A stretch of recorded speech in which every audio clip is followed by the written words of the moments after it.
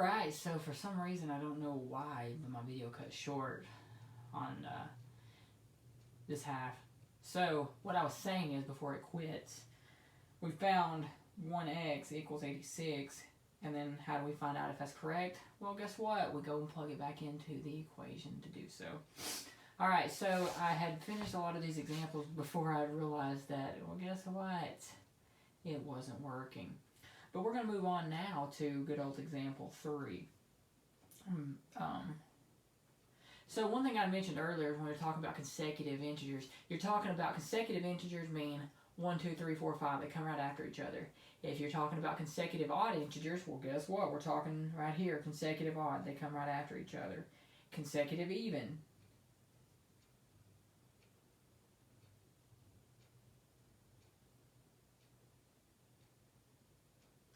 Mean they come right after each other.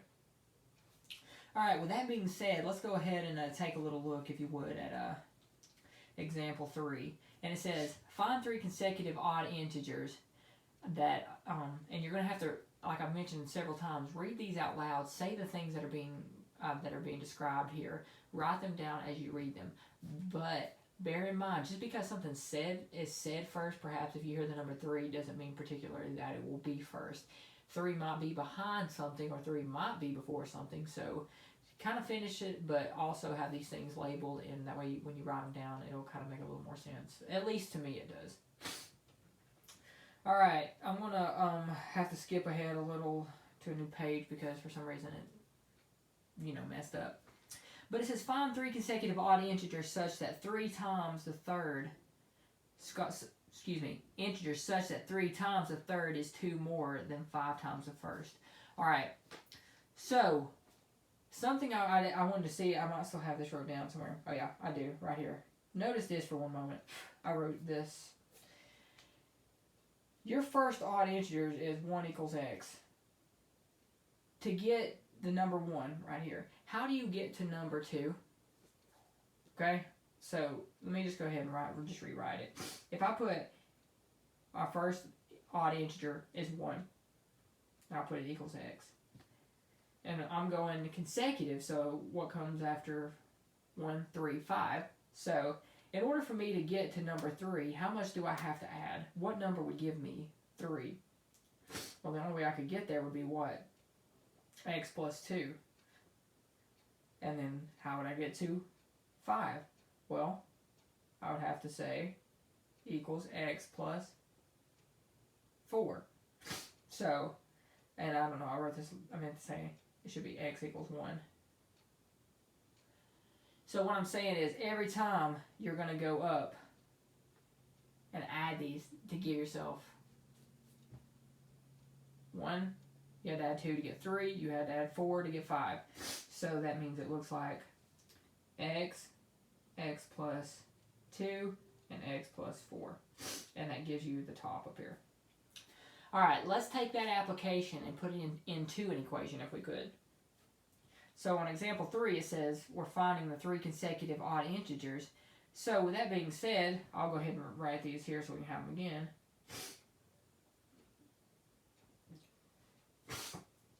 And again, sorry for the old allergies, but I guess real quick we need another little dose of cowbell.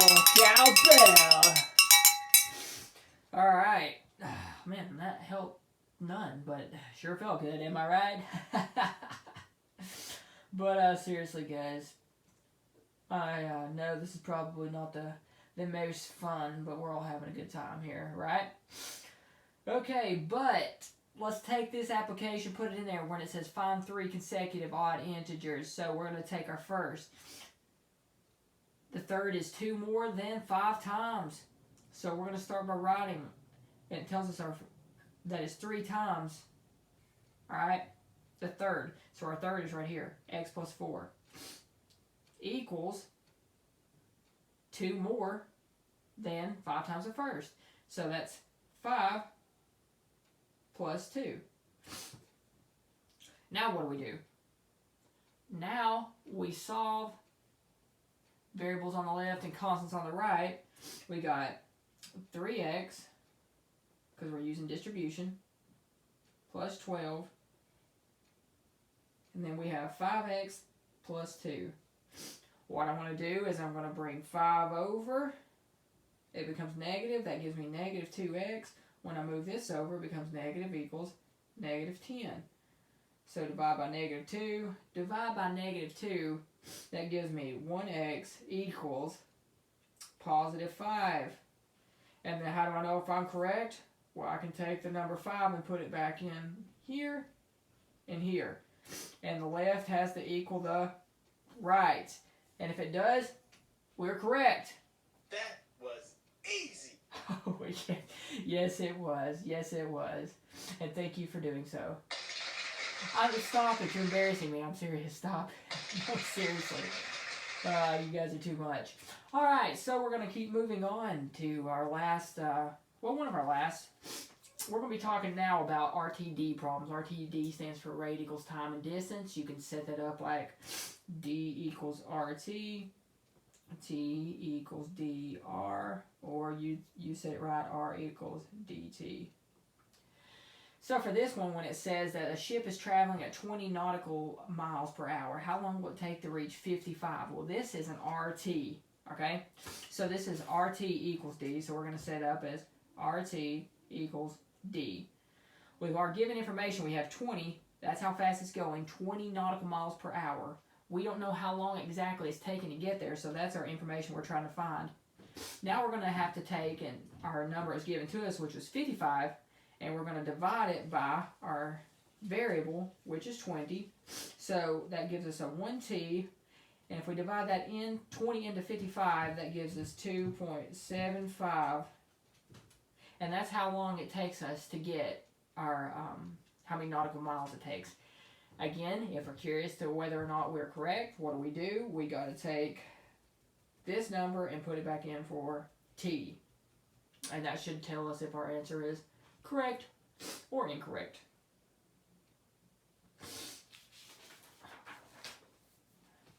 All right, so we're going to look at example 6, and this should take us to our finale.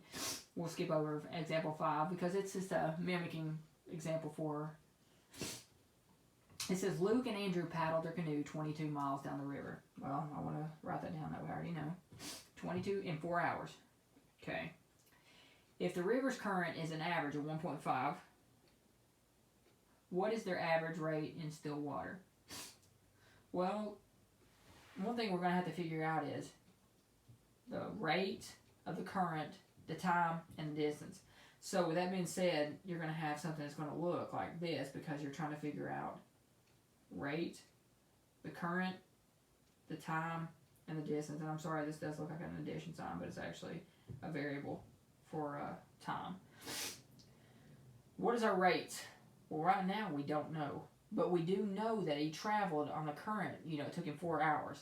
So that kind of gives us our variable. All right, plus, how long did it take him to, let me actually back up and erase something real quick, sorry. We're going to take and put how our first point, R plus 1.5, which is given, 4 equals 22. So our rate was an average of 1.5. That's how fast the current was moving. Times the 4 because it was given in 4 hours. 22 was the duration of how many miles. So if we do 4 times 1.5, that gives us 6. So 4R, and this is distribution, if you're curious where I'm getting this. So 4R plus 6 equals 22. All right. Now we need to go and solve, get our variables on the left, constants on the right. As always, we move this over. We got 4R equals 22. That would be 16. Divide by 4, divide by 4. 1R should equal 4. Again, if you're curious, how do we find out? Well, glad you asked. We go back and put it into our equation for R. And that will tell us how we got it. So, quick recap. One thing, just because you have RTD you can still set it up in different forms. It can be D equals R, T equals DR, or R equals DT.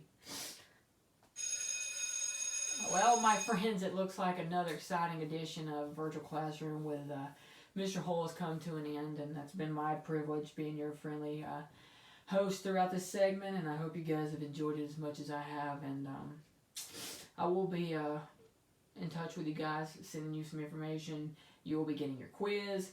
Your homework is going to be for 7.3 is going to be on page, this is for Tuesday, page 326, 1 through 10 all. And also I'll post all this on your Facebook page. Alright, my dear sweet loved ones, stay safe out there.